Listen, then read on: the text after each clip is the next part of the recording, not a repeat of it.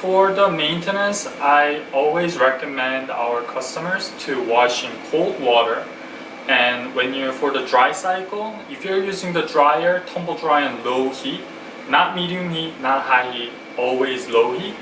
And if you're drying outside or indoor, line drying or drying on the floor, which is actually better than machine drying, that also works too. So what I do is I do one cycle of low heat dry in the drying machine, and that probably doesn't dry the liner completely. So I hang it somewhere or put it on the floor flat so it dries then. So I've been using the liner for 7, 8, 9 months now.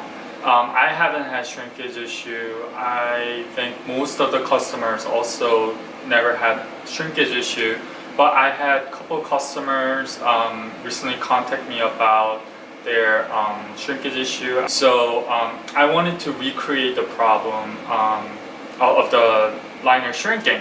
So what I did was I put the liner after one wash cycle. I did 8 dry cycles consecutively in high heat in order to recreate the shrinkage problem. It did shrink a little bit. I wanted to show you how I solved the problem.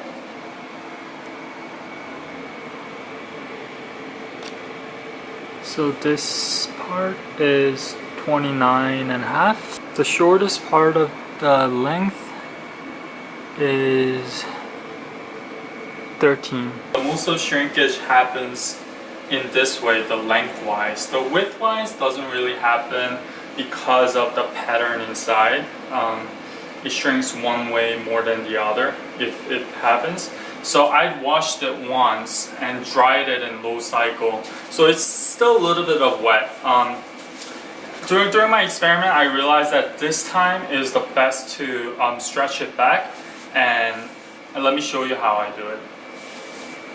So first, in the manual it says, shake the liner. What I mean by it, one of the customers have asked me about this, so I want to show you. Shaking the liner means if it's 2x3, it's going to be long.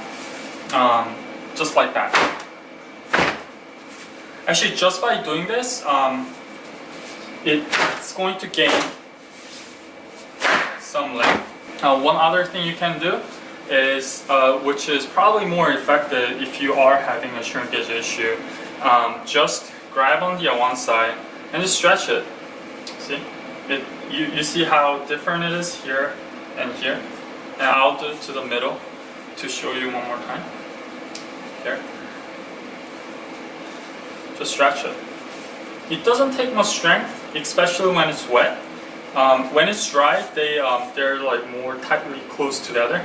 But when it's wet, like this, a little bit wet, it's easy to stretch. Like that. Right. So as you can see, it's slightly longer. Let me show you what the difference is. It was 13, right? So now, as you can see, it's more than 14, like close to 15. I'm not sure if this shows on the camera, but I'll do a close-up of it. So the length, it used to be 13, now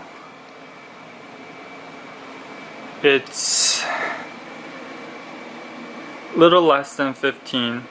So as you can see, the length can get stretched quite easily when it's a little bit wet. So like I said, I recommend doing one cycle of dry after the wash, so it's a little bit wet, and then stretch it.